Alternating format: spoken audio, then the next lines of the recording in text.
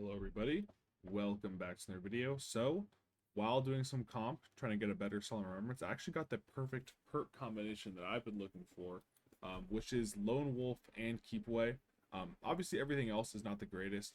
Handling Masterwork, Flared Magwall, Extended Barrel, not really ideal, but the stats are still pretty good.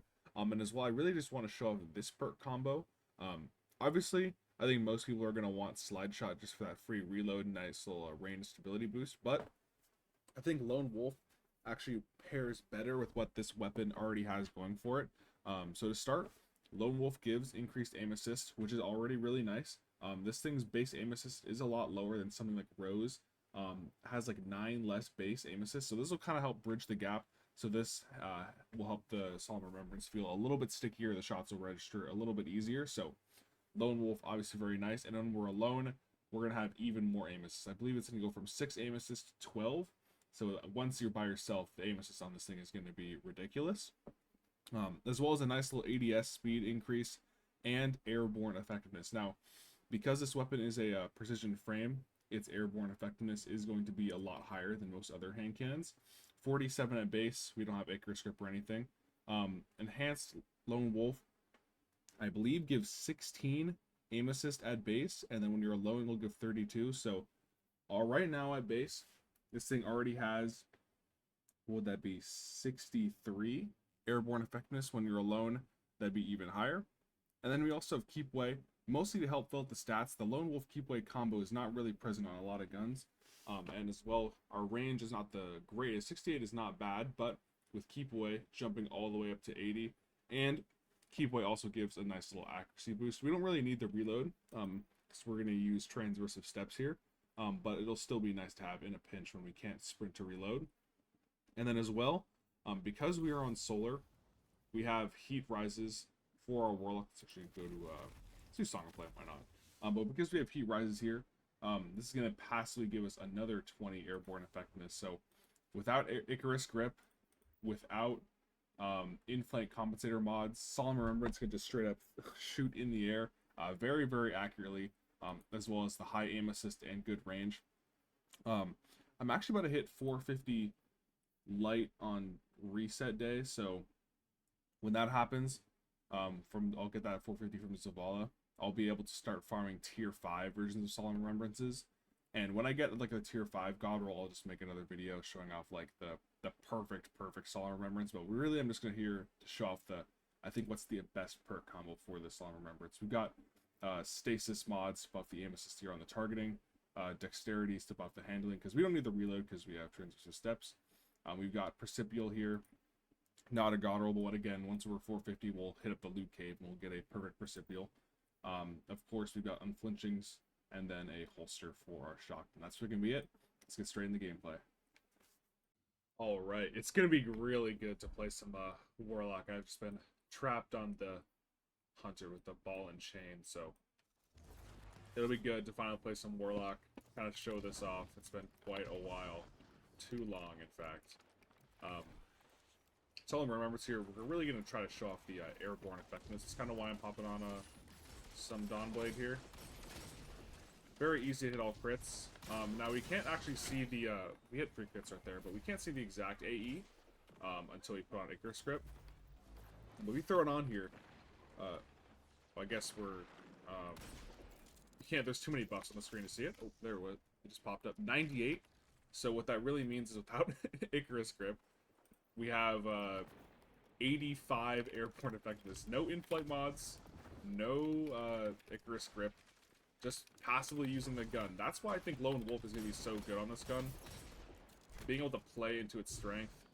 So ideally, again, I'd have to roll with more range and actually more or better recoil direction. So I think ideally, I know this is gonna sound strange, but I think I'd want like arrowhead break in this first column or in the barrel slot, just because, especially on mouse and keyboard, it's harder to see the your reticle after shooting a shot because it's it kicks back up, kind of blocking it. So having better recoil direction would make it a little bit more predictable and easier to use. So I might go for something like that, and then I'd use the grip that buffs airborne or recoil direction as well, so we can kind of max out our recoil direction, and then everything else I just put into range. I'd probably have like enhanced, accurized, enhanced, and it's like keep away, and then I'd have like a range masterwork with like enhanced range mod. So you'd have crazy range. You'd have like the recoil would be super easy to control. I mean, it's already like pretty easy to control, especially for like controller, just the way it kicks. And then I just have crazy airborne effectiveness. So I kind of just like fly in the air at super speed, and then have like a little nice little 140 that'd be really good in the air. So far, doing pretty good. The one thing is the handling isn't like the greatest. It's like I think my roll right now is like 50. But another good thing about Lone Wolf is it also kind of buffs your ADS. It's like it has like an ADS scaler on it. So it's kind of like a, it's not quite as good as Snapshot, obviously, but it also gives aim assist as well. So it's a nice little snappiness feeling. So even though I'm at 50 handling, with a couple targeting mods also buffing your ADS scaler, it does feel pretty snappy. Also looking forward to getting a better Precipio. That'll be pretty awesome. Just kind of float out. Yeah, right there. The airborne effectiveness, amazing on this weapon. Can't really easily build into airborne effectiveness like you can with this hand cannon with others, just because the precision frame bonus, I believe it's like plus 25. So having 47 at base is just such an insane advantage over many other guns.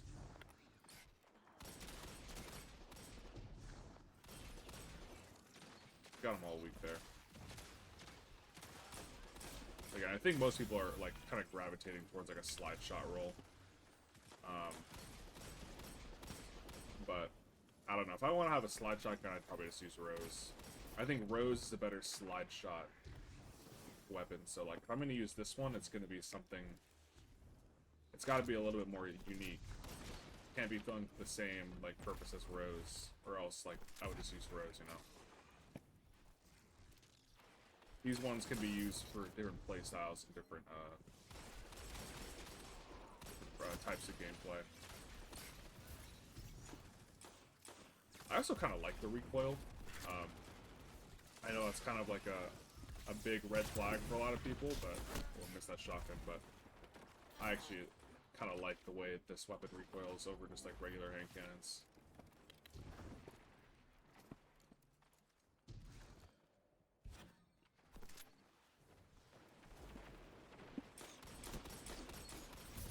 Nice little 3-tap there.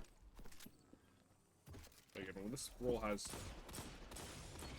a little bit more range and better recoil directions, will feel a lot better because we have extended barrel on ours, so it's at 65, but at base it's 55. So sometimes the weapon will kick left to the right a good bit. So having it be a little bit more predictable will be a huge little buff there. That's a smoke. Okay, I was like, I thought my team was kind of lost there, but it was just a smoke.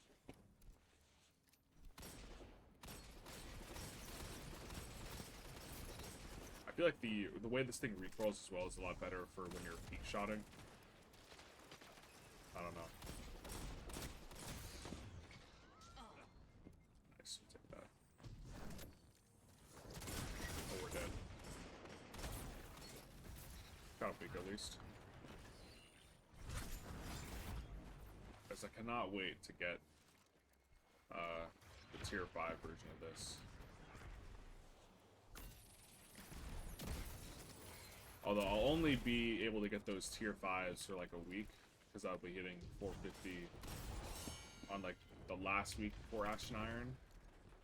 So, kind of bad figured that. But I think I'll have enough time to get a good roll of this and the Precipio shotgun before the power increases yet again. This power grind was something else.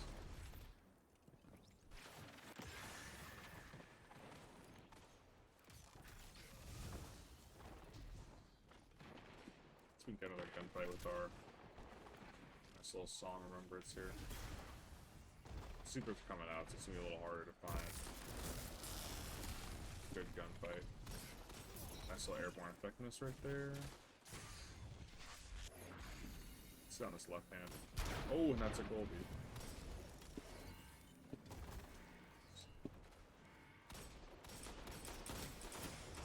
Oh, I got some good damage, but not quite able to kill anybody.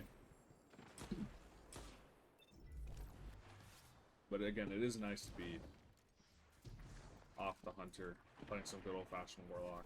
It's definitely my Perk class. And if you wanted to play even more into the AE, you could even go like with Ophidians. That would give you a nice little plus 10 AE right there. And then also you would kind of help with the handling. The handling isn't the greatest, but with Ophidians you can obviously get that 35 bonus. It's like if we had like max range there, I think we would have been able to actually pick up that last kill because he was weak enough to where the damage fall off kind of mattered.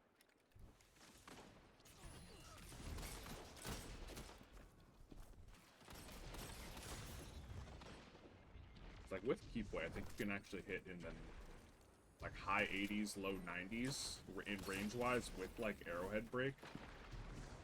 So I think that would kind of make me the best overall roll.